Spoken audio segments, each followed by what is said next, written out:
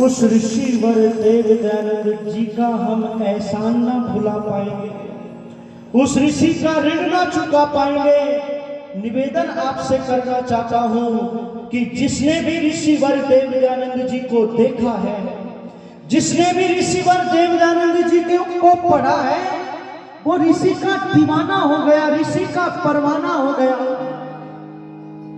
पथिक जी ने पंक्तियां लिखी थी, मुझे याद आती है। उन्होंने वेद की सम्मा को पूजने नहीं दिया, उन्होंने आर्य समाज को उत्तरोत्तर आगे बढ़ाया है।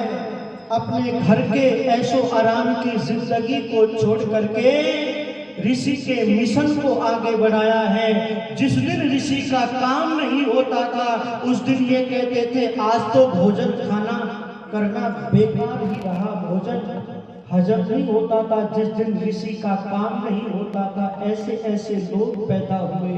स्वामी स्वतंत्रतानंद सर पर सहे कुल्हाड़े, वे स्वामी थे हमारे। पंडित लेखराम, पथिक जी की पंक्तियां याद आती है कि कैसे होते हैं वैदिक धर्म के दीवाने, कैसे होते हैं ऋषि के दीवाने। पथिक जी ने पंक्तियां लिखी थी, मैं पागल हूँ दीवाना हूँ,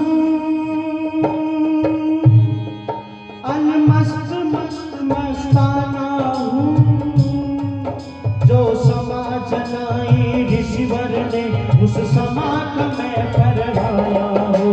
मैं पागल हूँ दीवाना हूँ, अलमस्त मस्त मस्ताना हूँ, जो समा जलाई ऋषिवर ने उस समा का मैं परवाना हूँ।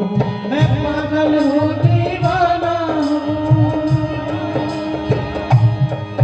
आज मेरी में अंतिम घड़ियों के इस दर्शन करके आया हूँ।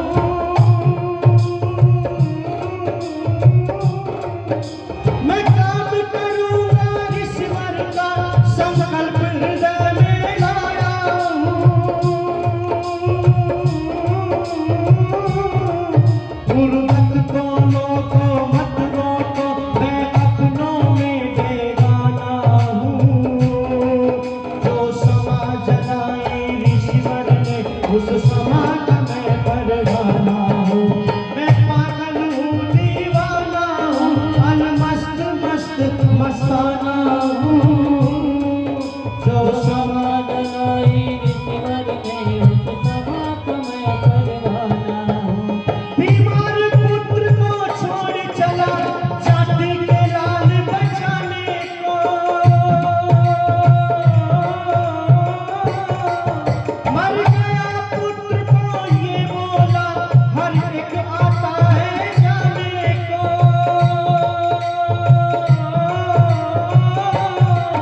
तुम नेक राम को जो समझो, तुम नेक राम को जो समझो, मैं तो जाना पहचाना हूँ, जो समा जलाई ऋषिवर ने उस समा का मैं परवाना हूँ।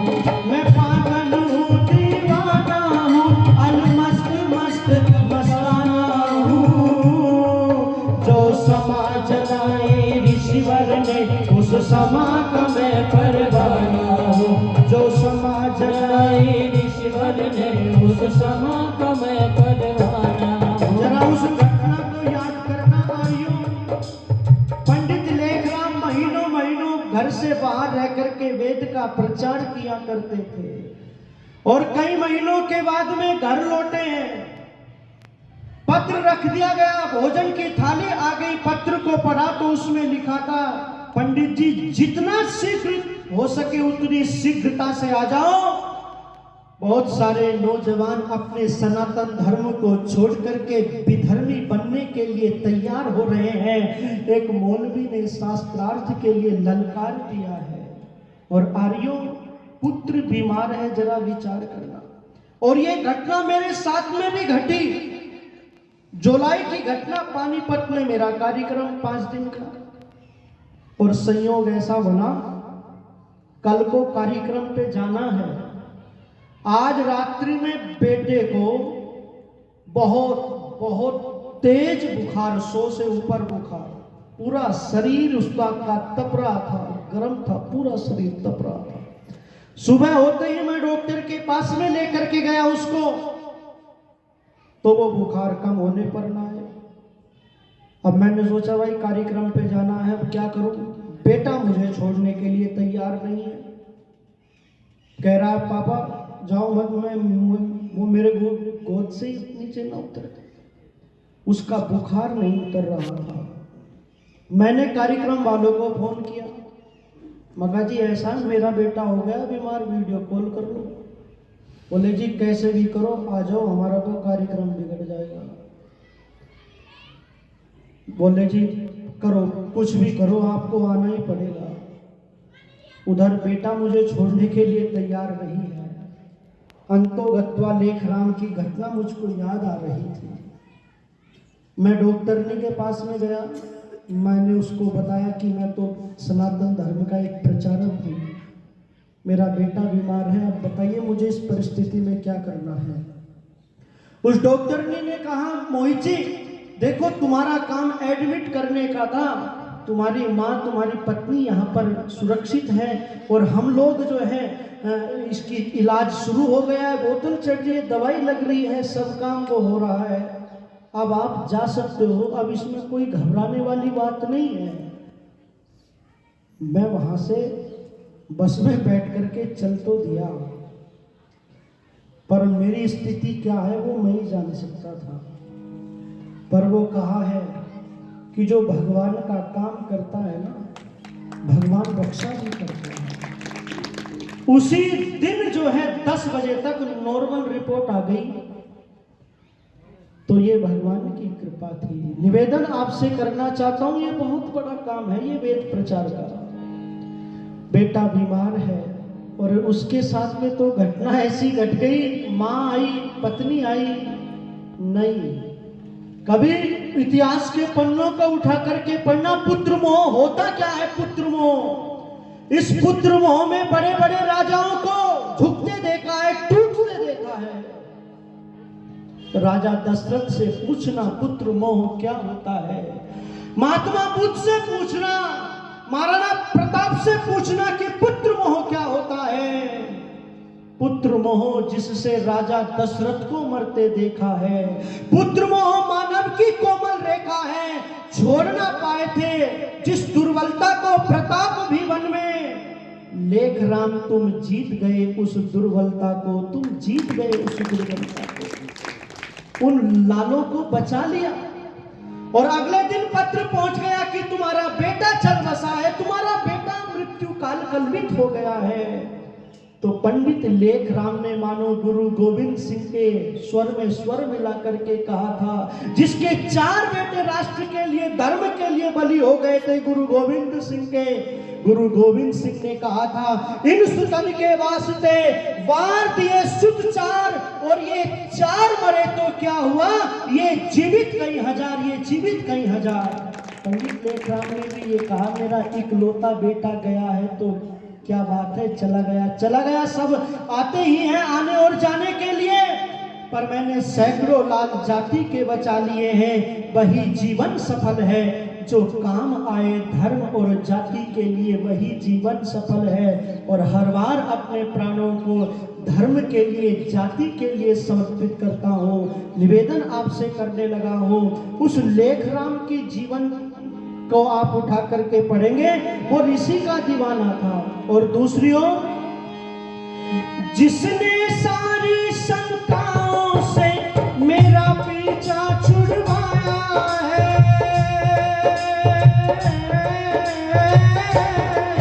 उस देव दयानंद स्वामी ने श्रद्धानंद मुझे बनाया है।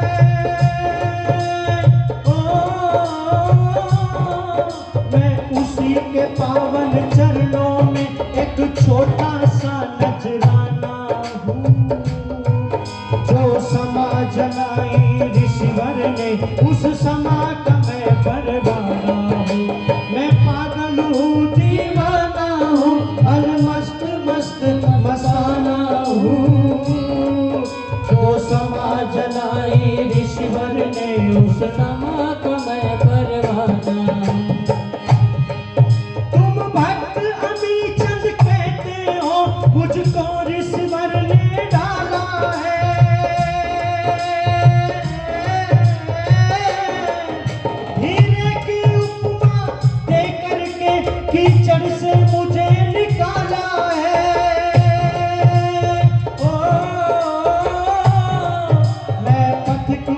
ऋषि के हाथों का ही लिखा हुआ अफसाना हूँ। जो समाज लाई ऋषिवर ने उस समाज में करवाना हूँ। मैं पागल हूँ दीवाना हूँ, अल मस्त मस्त मस्ताना हूँ। जो समाज लाई ऋषिवर ने उस समाज में करवाना, उस समाज में करवाना, उस समाज में करवाना, उस समाज में करवाना हो।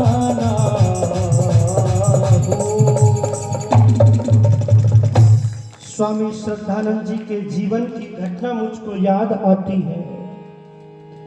ऋषि के सत्संग को और उसकी पत्नी के त्याग को, समर्पण को देख करके मुंशी राम, महात्मा मुंशी राम स्वामी श्रद्धानंद जी बन गए। और स्वामी श्रद्धानंद जी ने ये जाति, गिर जाति, इसको ऊपर उठाया और अनेक विधर्मियों को आर्य बनाया, हिंदू बनाया। मौलवियों को दिक्कत हो गई थी कि यदि ये शुद्धि का डंका ऐसे ही बजता चला गया तो मुसलमान नाम की तो एक चिड़िया भी नहीं पाएगी।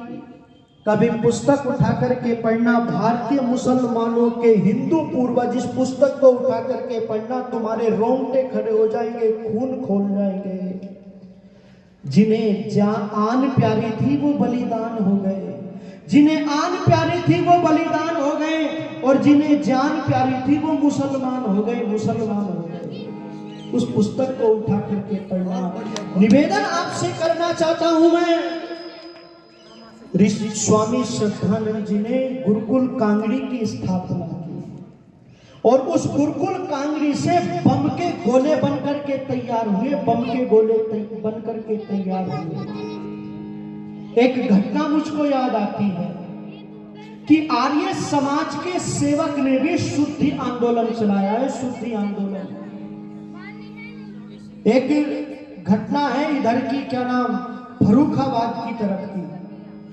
कोई ब्रह्मचारी थे, आचार्य थे, शुद्धि आंदोलन करने के लिए गए हुए थे गांव में, और उस गांव में कुछ मुसलमान आर्य समाज में आ गए। वो किसी गांव में गए हुए थे शुद्धि आंदोलन करने के लिए, शुद्धि चलाने के लिए।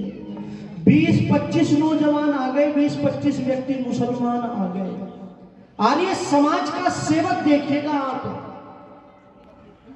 उसने देखा ये 20-25 मुसलमान आ गए और पंडित जी यहाँ पर है नहीं। अगर मैं इनसे ये कहूं कल आना, तो संभवतः ये कल आएंगे या नहीं आए, कोई गारंटी नहीं है। इसलिए अपनी बुद्धि का प्रयोग करके उनको यज्ञशाला में बिठा देता है। बोले बैठो, मैं तुम्हें शुद्धि आंदोलन, मैं तुम्हें शुद्ध करूंगा। उसके हवन के मंत्र याद नहीं थे।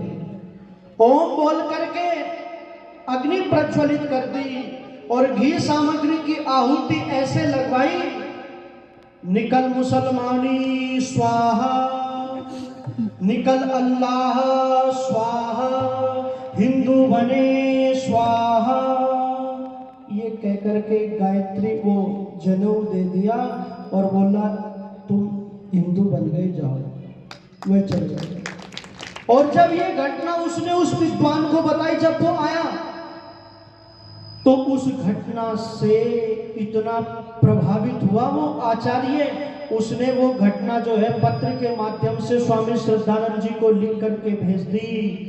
और स्वामी श्रद्धानंद जी ने भारी पारितोषिक दे करके उस सेवक को जो है सम्मानित किया था, उस सेवक को सम्मानित किया था। बहुत लंबी दास्तान है आर्यों की। निवेदन आपसे करना चाहता हूँ, उस ऋषि ने ये आर्य समाज रूपी वाटिका जो है वेद का प्रचार करने के लिए, धर्म का प्रचार करने के लिए उस ऋषि ने ये आर्य समाज रूपी वाटिका लगाई थी। आइए एक भजन कहकर के जिसकी का जो है निवेदन मेरे से किया गया था कि क्या है ये आर्य समाज, सुनिएगा जरा। एक भजन सुना करके बस वाणी को विराम देता हूँ।